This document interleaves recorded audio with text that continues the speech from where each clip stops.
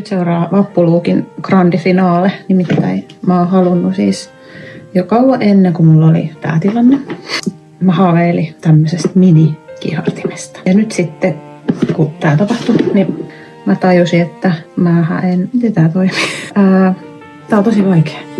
No, ai se varmaan vaan tosi itsestään. No sitten, koska mä oon tämmönen keksijä ihminen, niin mä ajattelin, että pakko saada jotenkin tää homma toimimaan, jolloin mukaan tuli tämä leikkiständi, joka on mennyt rikki ja teipattu tällä kivasti tällä teipillä. Joo, no niin. No sit täytyy kiristää mun kiristämistaktiikkaa, sit mä painan tohon, niin sit mä saan se kiristää. Noin. Pitää vähän pyörittää. No sitten. Tämähän on vähän niinku tehty tähän suorastaan. Koska tää menee tähän näin.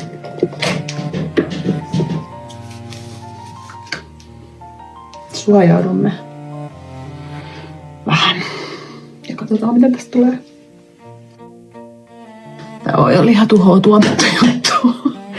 Mutta tää oli muunnelma ja nyt katsotaan milleen muunnelma käy. Tää on tietty ongelma. Milleen mä saan sen. Ei, se ei käy noin. Okei. Pitää mun laittaa se pystyyn. Ehkä mun pitää laittaa se pystyyn ja vähän alemmas. Kokeillaan sen. Okei. Sitten se on niinku tossa. Kokeillaan se. Sitten mä saisin se niinku täältä pyörikin. Mä haluan semmoset säkkärät oikein. Mä haluan nyt mun ote irtos. Aika hyvä tulee silti niinku. Peili tekee teppuset. Ote kiinni siitä. Mutta hanskaa kyllä ihan ehdoton. Mä olisin tässä nyt jo ihan vammoilla. Ei mitään tullut. En oo pesäs pyykkinyt.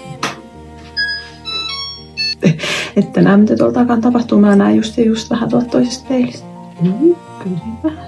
Toi ihan hyvä tulee, mutta toi latva tietty jää tommoseksi. No sit siitä tulee semmonen tulo.